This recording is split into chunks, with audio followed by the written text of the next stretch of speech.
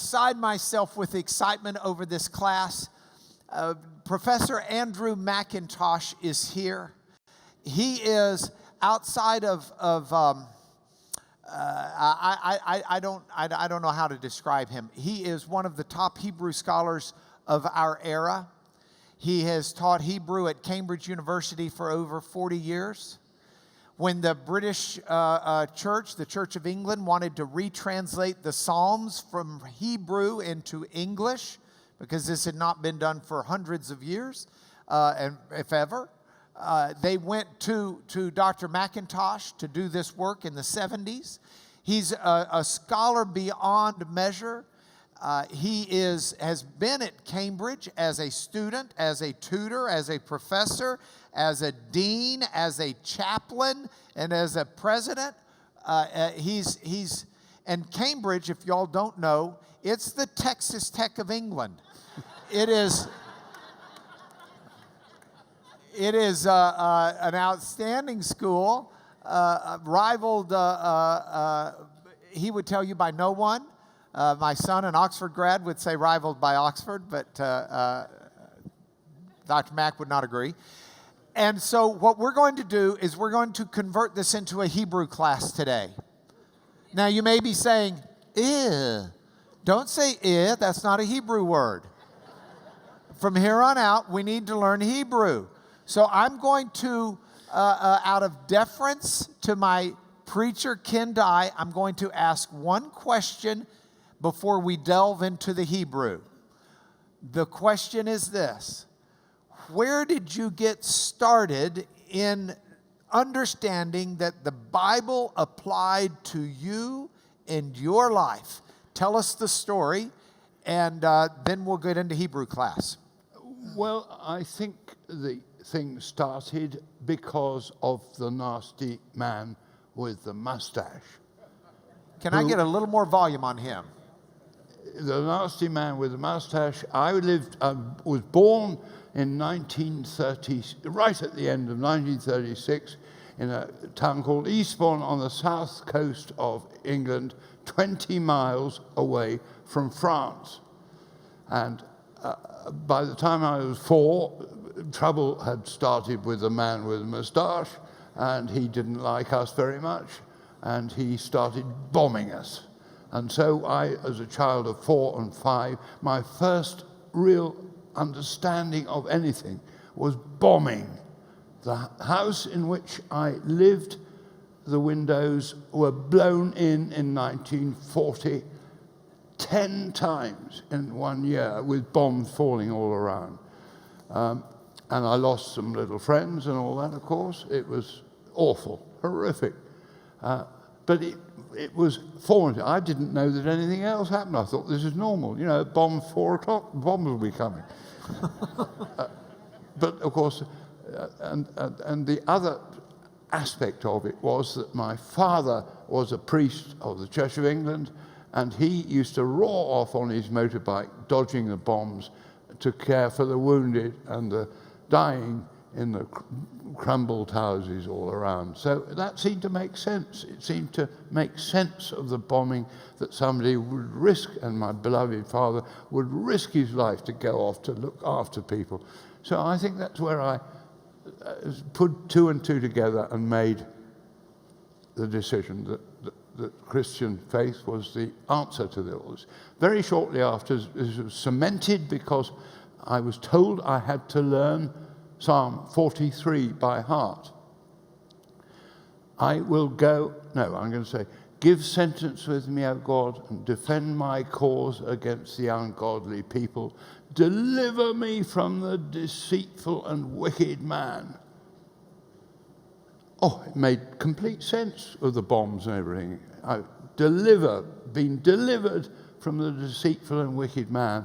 And my job now was to go to the altar of God and give thanks to him and worship him.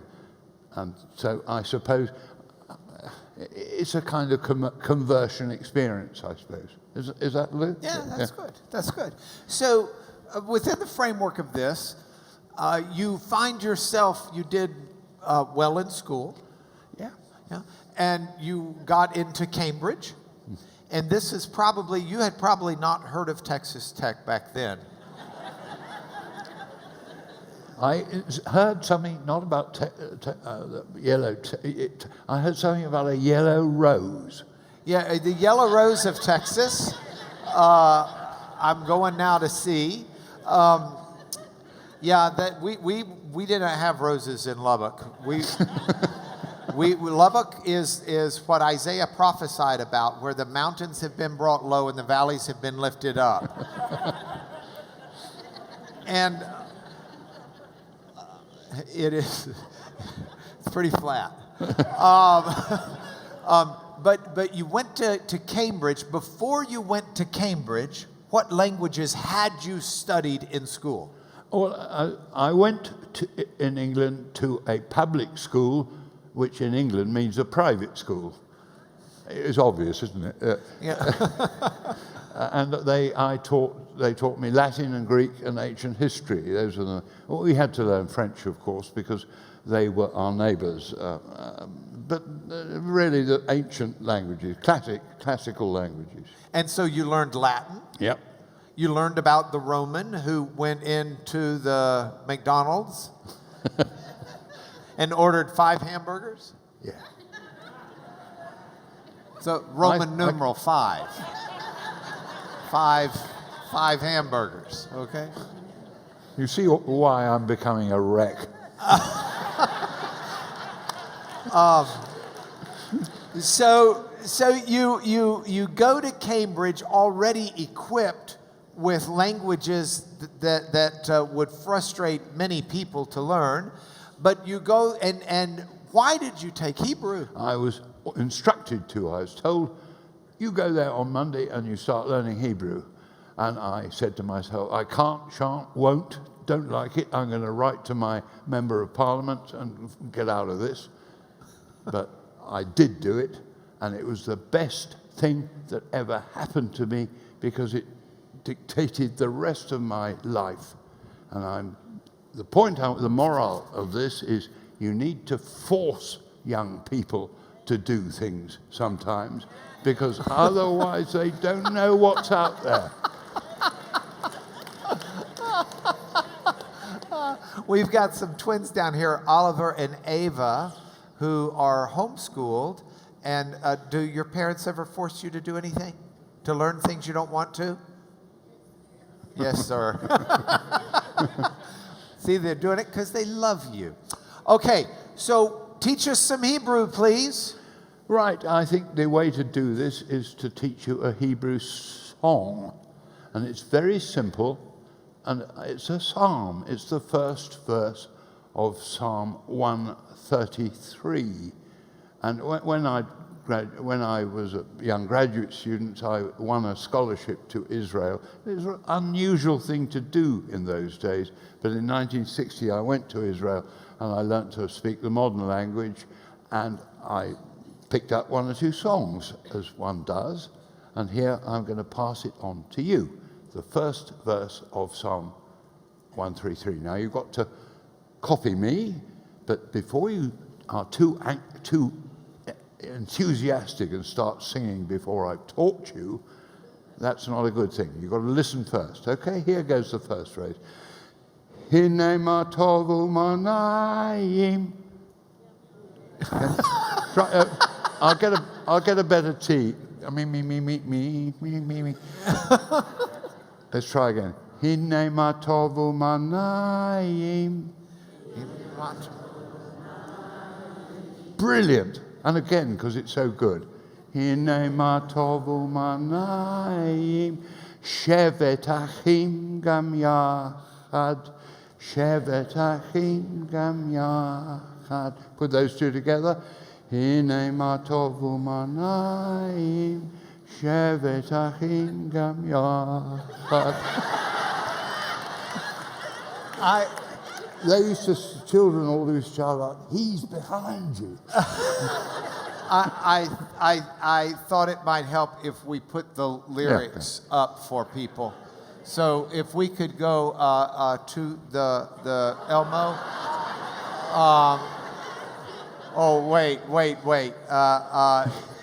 Here, let's put it into English letters.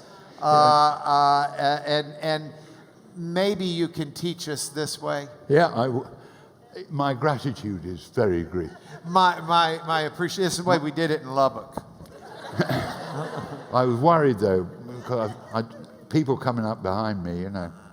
Anyway, he did. Hine ma tovu manayim shevet achim gam yachad. And again, hine ma tovu manayim shevet achim gam yachad. Hine ma tov, hine ma tov, hine ma tovu manayim. The last one. So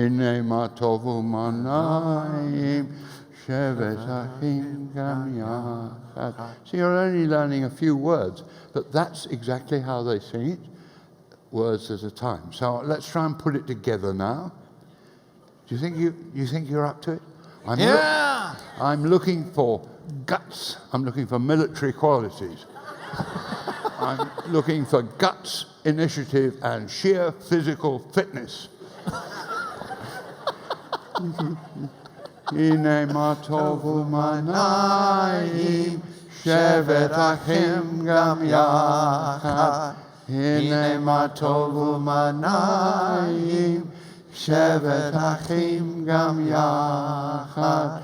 Hine ma tov. Hine ma tovu manayim, hine ma tovu manayim, shevet achim gam yachad.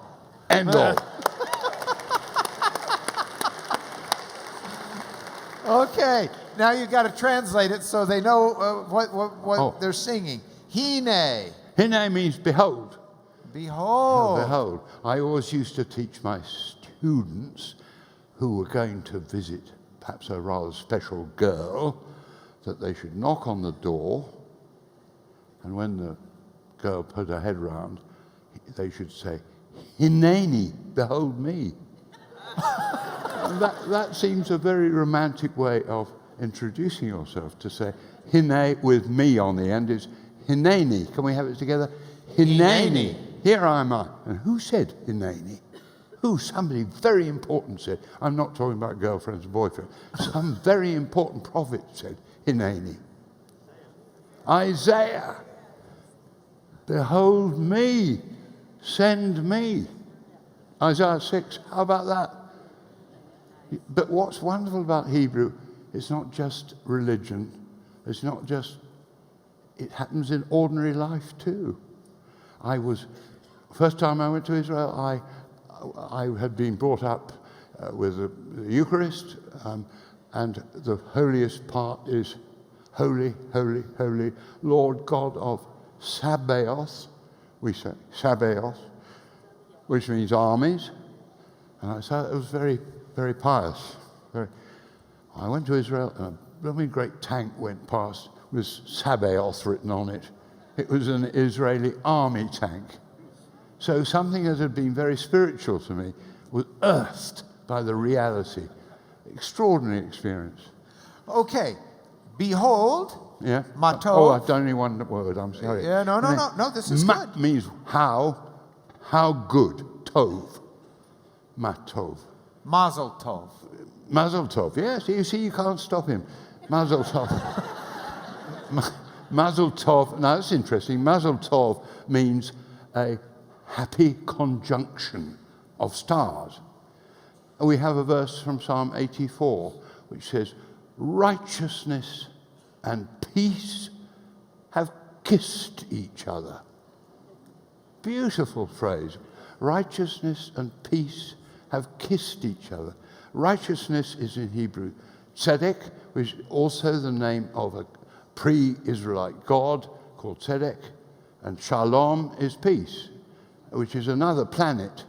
So what's behind the beautiful righteousness and peace have kissed each other is that the planet tzedek and the planet shalom are in conjunction. And that's a happy sign. It's a happy sign from God.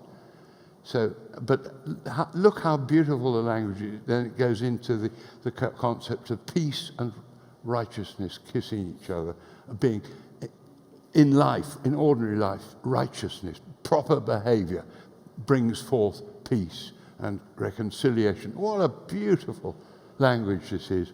Sorry, I can't say. No, Mazel Tov.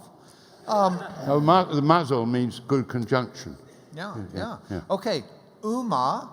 U is and. Ma is again how.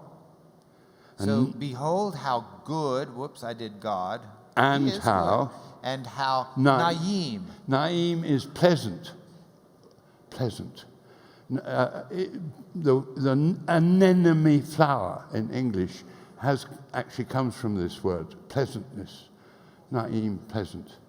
So all right. Pleasant, yeah. How pleasant. Shevet is to sit down or to dwell, but you want to imagine a campfire with everybody sitting around it. That's sitting. Achim is brothers. So brothers sitting together, gam yachad, all together, yachad. And Mark made a very good comment on that when I did it before. I was going to throw out a different comment this time because we just did this at the other campus. You're singing better than them. We've you're going to be real careful. This one goes on the internet. I usually say those things to them when it's not on the internet. Shevet. Yeah. We've got some Jewish folks in here, and they know when someone dies, you go sit Shiva with the family. Same word, same concept. Yeah. Sitting to receive the mourners. Yeah. So Shevet, Achim, Gam Yachad. Yeah. Yachad with Echad is one. That's a brilliant remark. It's one. Sitting at one. Yeah. Sitting as one. Yeah. Okay, so this is what we would commonly, most of our translations are, behold how good and pleasant it is when brothers dwell in unity. Yeah. But we know it as Hine Matov Umanayim Shevet Achim Gam Yachad. That's lovely. Yeah, very good. Thank you. We got it. Yeah. Okay, now you'll have to sing it one more time before I go. Want to do it now or you want to do it at the end of class? Yeah. All right, I'm going to stay up here for just a moment because we have some more Hebrew, but before we get to the Hebrew, we have someone who has sent you a greeting. So if you will put the first picture up on the screen, please. While we are here today, the gentleman in the camouflage, kneeling with all of these students from Lipscomb University, my alma mater, go Bisons, that is General Alexander Macintosh, good Dr. Macintosh's son, who is stationed in Jordan, a brigadier general or something, of the Welsh Guard, who has been stationed in Jordan and is meeting with some students of a friend of mine, and they have been, your son has been gracious to host them, but when your son found out I might post this, he had something very short to say to you. What was that? Well, let's go to the next and see if you can, okay, and hit play, if possible. Yeah, go down, there you go. Hi.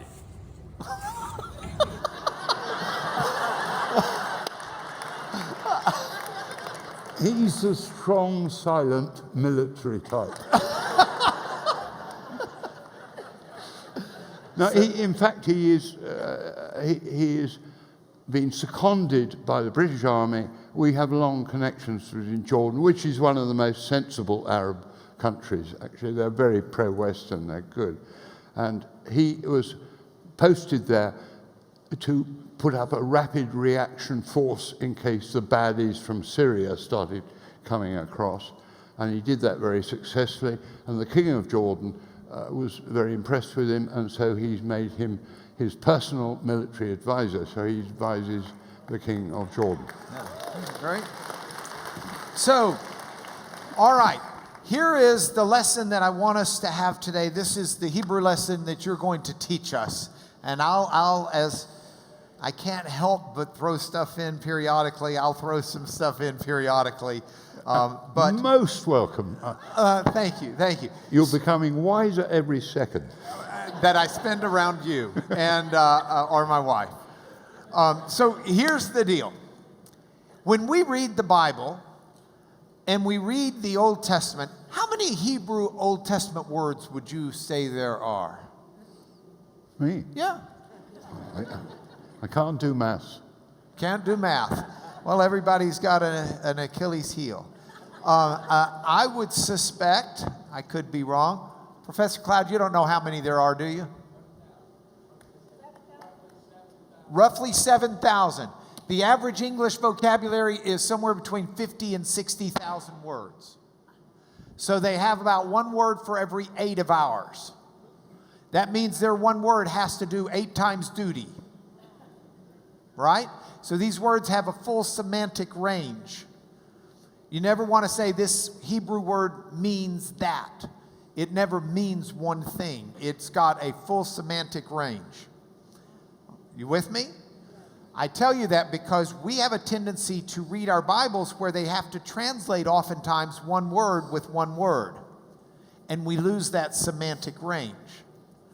So I thought you could help us understand this by looking at the body parts that are most frequently used in the Old Testament Hebrew and give us what the meaning of those body parts was in terms of when the reader reads them and they see ear, they don't just think of that one of those 2 things sticking on the side of the head, but they've got more meaning than that behind the words. So would you give us an anatomy lesson? Yeah.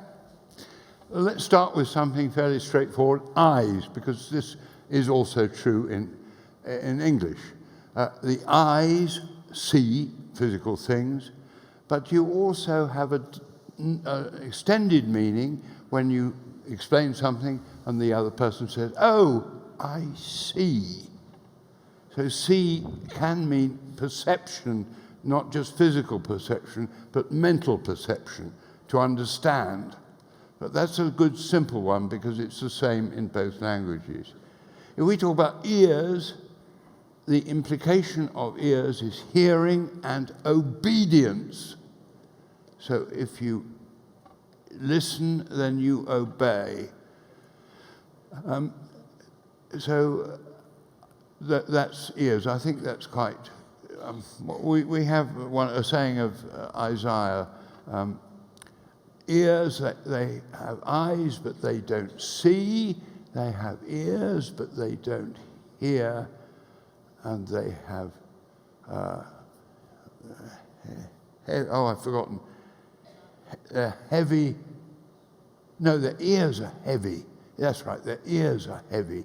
They have eyes and they don't see. They have ears which are heavy. So I thought when I first read that, we're talking about a Labrador dog with heavy ears. But heavy ears means they are so heavy that they're not fine-tuned. So there's some implications of hearing. Okay, so on the way over here, we drove with haste from the other campus to this campus, but in the process, we were talking, and Dr. Macintosh said something that I thought was very sensible, profound, and good. He says, if you want to understand the Old Testament, you need to understand Hebrew. If you want to understand the New Testament, you need to understand Hebrew, which is interesting because the New Testament's written in Greek. But you need an understanding of Hebrew. So I want to throw out a New Testament passage that I think you help us understand when we see this. Yeah. Jesus teaches a lesson, and then he says, let him who has ears to hear, hear. Does that mean more than simply listen up? No, I think it means to obey. To obey. Yeah. To obey. When you've heard this, you fall into line. It's not actually very different from seeing and understanding. But the ears, rather, hearing the words, and the words must be obeyed, or you have to be consistent with them. Okay, some of you are Greeks, took Greek. I know a number of you come up to me afterwards, and someone's going to come up and say, yeah, that Greek word that's translated obey is actually two Greek words put together. Hoop, which means under. It's a hoop, under. And akuo, which means we get acoustics from it, to hear. To hear and come under is to obey. Same idea. Yeah. So when we look at passages in the Hebrew Old Testament that talk about ears, the readers in their day would have been thinking more than just simply the appendage. They'd be thinking about understanding. Yeah. All right, give us more. Well, before we've also got a nice one in English. Shakespeare says in Julius Caesar play, he says, "Friends, Roman countrymen, lend me your ears," which I used to thought was a scream when I was a child. You can't pull your ear off and give it. But of course, it's a lovely expression for listen up. There's listen up for you. Yeah. Okay, I was going to grab a passage out of Psalms where it says,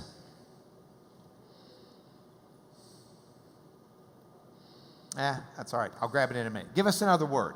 The next word I'm going for is noses. Noses are anger, snorting.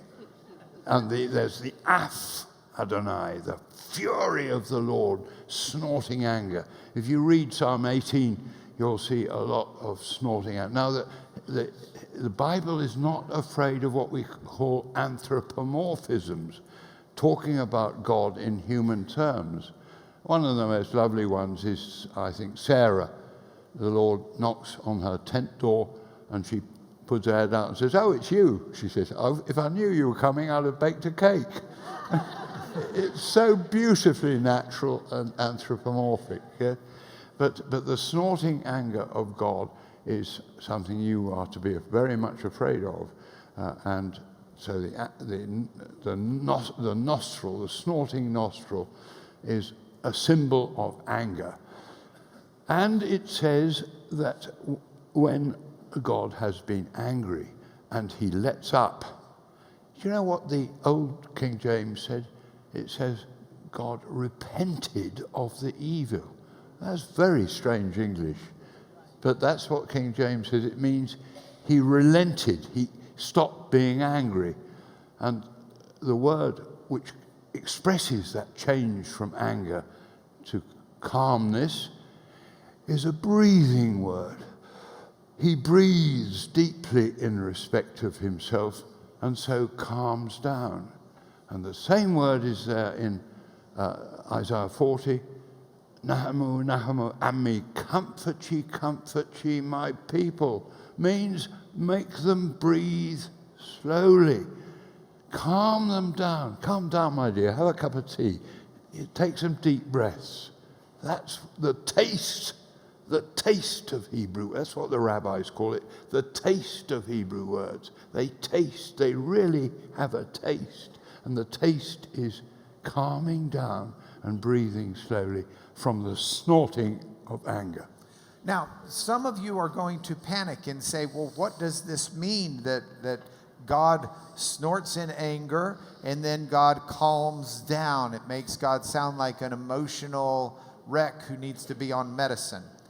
Let me urge you to understand that the Bible is written in ways to try and understand God for people, not just us today, but for people in the day in which it was written. And so the Bible will use anthropomorphisms, use human terms to help us understand something about God. And our job is to try to understand what that really, the deeper level of understanding and meaning that we can get from that. And a good example will be, it talks about God's hands and the arm of God rescuing Israel from Egypt with his strong outstretched arm. And it's not that God had an arm that was out there. In fact, what does arm mean in Hebrew? Give us an arm, actually, the outstretched arm means, it means punching. And it did, if you go into the Sinai desert, it shows, there are carvings of pharaohs thumping the Bedouin people, the natural people. It's this outstretched arm. And the Bible has taken that from the Egyptian pictures of thumping people. So, but then there's a lot more about arms. If you are depressed in Hebrew says your arms hang slack. So it's a word picture of a depressed person. Isn't that beautiful? I mean, not for the person, but a wonderful picture of a depressed person. And if you want to encourage somebody, you strengthen their arms. You brace them up in a military way again. So strengthening people's arms means encouraging them. We have a phrase, I know, strengthen the weak arms somewhere, which is strengthening. And then we're going down from that, we go to the hands. Hands are for work. The work of my hands is ordinary work. And God made the stars with his hands, and he did the fine tuning with his fingers. So fingers are an indication of fine work, craftsmanship. So that's hands and fingers. We've done nose, mouth. Mouth, and best story about mouth is when Isaac was marrying Rebekah, and the servant went to find Rebekah, and he discussed the matter with Rebekah's father and said, are you willing to marry Isaac? To the father. The father said, fine. They paid bride price and all that. And then they say, let us ask the mouth of Rebekah. Ask the mouth of Rebekah. Now, what does that convey? It conveys a personal question to her. Are you happy with this? You. Because girls in those days didn't always have a choice in the matter. But let's ask her mouth. A little tiny example of Hebrew gentility and manners and courtesy that the girl is asked. Mouth. And the mouth of the Lord has spoken. That means it's the real biz. It's not, we're not making it up. It comes from his mouth, Okay, so next week I'm going to continue, God willing, my series on science and faith and how they integrate. And I think that you're going to be a little stunned. This is extremely helpful when it speaks of God's handiwork and the work of his hands in making the universe, but then it talks about the work of his fingers. The concept being taught there is that this universe was not something thrown together, that it's something God deliberately, finely tuned and crafted and paid great attention to detail. That speaks to us about science, because science is how we understand this world. And when we understand from faith that God has finely tuned it and told us to pay attention to it and told us to observe it and told us to use it to combat the problems of this world, it's extremely relevant. So y'all are going to be able to say, oh yeah, Macintosh said something about that. Next one, heart. This is a very important one. The heart is the thinking organ in Hebrew. You would think it's the brain, but they did have no conception of the brain. They didn't know what it was. I don't think they just didn't understand it. But the heart was the thinking equipment. And it still is in modern Hebrew to this day. A road sign up on which says there's a bend coming, says, sim lave, put your heart onto the matter because there's a dangerous curve coming. Be careful, caution in other, but your heart is the thinking equipment. And there are many examples. I know that Mark has got some examples of this which have interested him. So if he's ready, so I'll let him. look, for example, at Psalm 9, verse 1. And here's the reason why. I am convinced that, and this I'll explain some of this next week as well. I'm convinced that too often we think because we're trying to hear the voice of God, maybe, or maybe because we're still intrigued by the mystery of the Spirit of God and how the Spirit of God works, that we tend to think that how we feel carries a different weight than it should. And I'm afraid sometimes we don't recognize how important it is what we think. And that's why it's so important what we feed our mind.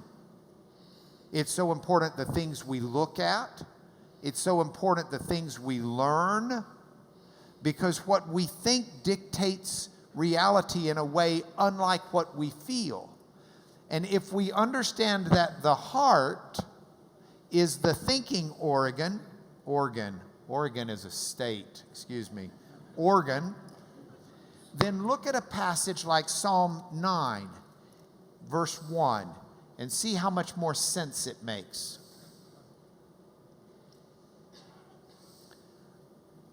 I will give thanks to the Lord with my whole heart. This is not an emotional thanks. This is a thoughtful, deliberate, intelligent thanks. And so there's a parallel phrase underneath. We've talked a lot in here about how Hebrew poetry will parallel to give a nuance of meaning. I will give thanks is said in another way of I will recount. So I will give thanks to the Lord. I will recount with my whole heart is of all your wonderful deeds. That's what I remember. That's what I recall. That's what I think about. So this is not a call to an emotional reaction to God, though there are places where that's called for. But this is a call for thinking. I'm going to intellectually remember what God has done for me. And I'm going to declare it, and I'm going to thank Him for it. Did y'all sing in the Church of England, count your many blessings, name them one by one? Yeah, I think I have heard that, yeah. Yeah. Can you do that in Hebrew? I could, okay. But I'd need notice.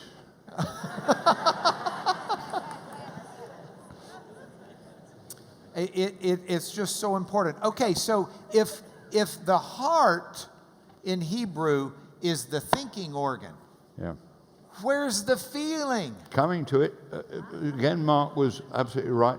We've got some nice, cozy ones on heart too. Comfort ye, comfort. Speak to the heart of Jerusalem and cry unto her that her warfare is accomplished, finished. Speak to her heart means reason with her. Show her by historical actions and so forth that it's done. Oh, that's good. How about... and in Hosea leads his... God leads his bride, meaning the people of Israel, through the desert. And it's all done in girl-boy talk. He, God, speaks to her heart. He chats her up with intelligent reasonings that she should stay faithful to him. That's another beautiful heart one. Now, so emotion is lower tummy. The bowels. I've got to be a bit careful. There are nasty words here, aren't there? But guts, I think is acceptable. Is that? I'm not being impolite if I say guts. No, guts. Well, it means the lower tummy in the Alfred Hitchcock in the shower sense. I mean, yeah, I mean, the real terror, you feel it at the bottom of your tummy. So very strong emotion is connected to the emotions, as is, that's terror, as is compassion, warm compassion for people, almost love for people. And that gave rise to a very curious translation of the New Testament in the King James version, which says, "Brethren in the bowels of Christ." Pretty awful, isn't it? But what they mean is that we are brothers in the compassion of Christ.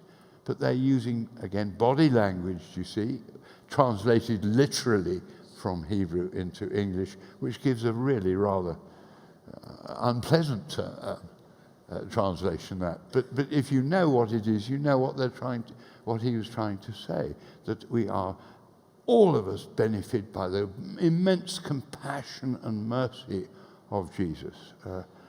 And so you have to know your anatomy to express that, the lower tummy. Yeah, we still have the expression of having a pit in the bottom of your stomach. Yes. When you feel. Yeah. But I'm going back to heart because there's another passage that shows this wonderfully well as it being a thinking organ. The Lord, this is Noah. The Lord saw that the wickedness of man was great in the earth, and that every intention of the thoughts of his heart was only evil continually. See, the heart, that's a prime verse for helping you remember that the heart is the thinking organ. Okay, so we've got eyes, ears, nose. Oh, feet. I haven't done feet. Yeah, what about feet? They can be very quick. How beautiful are the feet of them that spread the gospel. Feet aren't, in my opinion, terribly beautiful, but they're beautiful if they're running along with wonderful good news, the gospel. So the messenger bringing the good news has feet. The feet are the thing you notice about a messenger. So feet are associated with carrying things, Yes, carrying a yes. message, A whatever message, you may be yes, yes. carrying. All right, some of you get a homework assignment for your Hebrew class.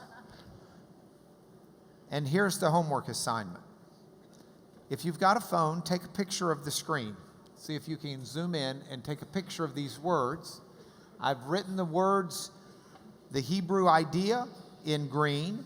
In purple, I've written some fuller depth of understanding of those words in the Hebrew mind, and just some few extra notes in red off to the side. But your homework would be this. Take a picture and go find a concordance, or ask the Google Lords where to find in passages of the Bible these different words: eyes, ears, nose, arm. Sometimes you'll see them and it's pretty clear it's just talking about the anatomy. But many times you'll see them and you'll understand the greater depth, and you will find passages where you'll say, wow, I never understood that way. So if you do that, your life will be richer, and you will be well on your way, and you'll be able to tell everyone, I studied Hebrew under Dr. Macintosh at Cambridge, and you can share with them what you learned. Fair? All right. I know before we're done, we're going to do the song one more time, so I'm going to have everybody up here looking at it, but I have just a few minutes to ask you. I've got about 2 minutes before we sing the song again, 2 or 3 minutes to ask you a last question or two. You are 80 some odd years young. We've got a full age spectrum here. So I'd like to ask you, what advice would you give to someone who is a young person, yet to go to college, and then someone who's college age into their 20s, then someone who's hit that middle of life, and then someone who is at the point where the end is closer than the start. Is that all? That's it. And you've got 2 minutes. Speak to us. No, would you talk to all of the different age groups? A lesson for young people, a lesson for the middle-aged, and a lesson for the olders. Well, I won't do it in order, particularly because I spent my life talking to young people. I would say get stuck into everything. Give it a go. I mean, this man, I describe this man as a whirlwind. He's a perfect example of somebody who gets on with it. And I think that's hugely important. Amongst the very successful people that I've looked after in Cambridge are people who do everything. I mean, they row in the afternoons, they play rugby, and they play soccer, and they're still studying with discipline, their personal discipline is strong, and they don't just sit there and half work and half play. It's better to work when you work and play when you play. Okay, wonderful, wonderful. Middle age, well, I've been married, so I can only speak about marriage, but I think marriage is so important the older you get. If you managed, by the grace of God, to keep together, it gets better and better. And I think that's good. I noticed Miss Carolyn's laughing, but her husband Hank is not. Just saying. Well, how many years, Miss Carolyn? 50 in August. 50 in August. Okay. I can beat you. I've done 57. Okay. She just didn't start young, she said. Old age, because I'm in that now. In fact, when Mark did me the great honor to invite me back here to give another lecture, I did say I must impose one condition on my coming back again, that I should be still alive. So now I would say in old age, this is the part of the body you have to keep going. That's the most important one. If you keep it going in any way you can, by learning Hebrew verbs, or by mathematics, or by doing crossword puzzles, or bridge, all those things that use your brain keep you going. So that would be my thing there. I think that when the Great Reaper starts appearing, I think one should relax, because there's nothing you can do about it. And you say with the good Lord, who couldn't relax when he said it, "Into thy hands I commend my spirit." You relax and let go and give it to him. He gave it, you give it back. Yeah. And you're thankful with that. Yeah. Would you join me in thanking Dr. Macintosh?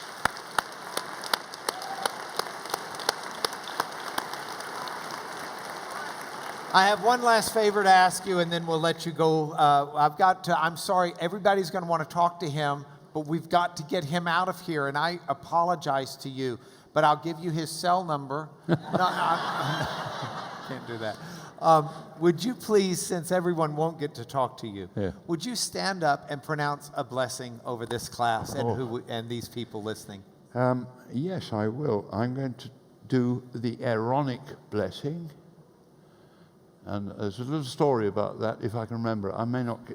You go. You got it. A research student, an American research student who came to us from Pennsylvania to St. John's, and she was an archaeologist and biblical archaeologist, and she was digging in hell. Okay, hell. Hell, hell. but the real name of the place, which you may know from the Bible, is Gehenna. Gehenna. Ge means Valley of Hinnom. It's on the southwest corner of outside the walls of Jerusalem, of steep valley, and terrible things happened there in Jeremiah's time in the past. They sacrificed babies to idols and all that awful business went on there.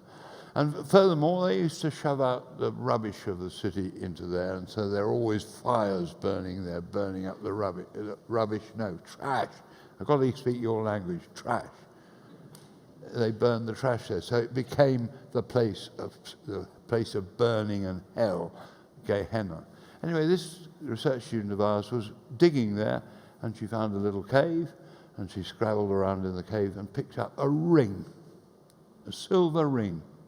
Subsequently, it was carbon dated to exactly the time of Jeremiah. That's, my mind's gone blank now. 600 BC.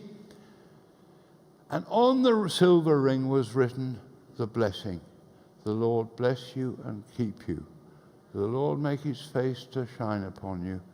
The Lord be gracious unto you. The Lord lift up the light of his countenance upon you and give you peace. Shalom. So that was a little bit of the Bible that we've got coming to us, not from the Bible, from outside the Bible. So this person who had the ring had it on as a little prayer that the Lord would protect, we guess it's a girl, would protect her and keep her with that lovely prayer on the ring. So the Lord be with you. You're supposed to say, and also with you. And also with you. I'll do it again. The Lord be with you. And also with you. The Lord lift up the light. The Lord bless you and keep you. The Lord make his face to shine upon you and be gracious unto you. The Lord lift up the light of his countenance upon you and give you peace this day and evermore. In the name of the Father, and of the Son, and of the Holy Ghost. Amen. Thank you so much.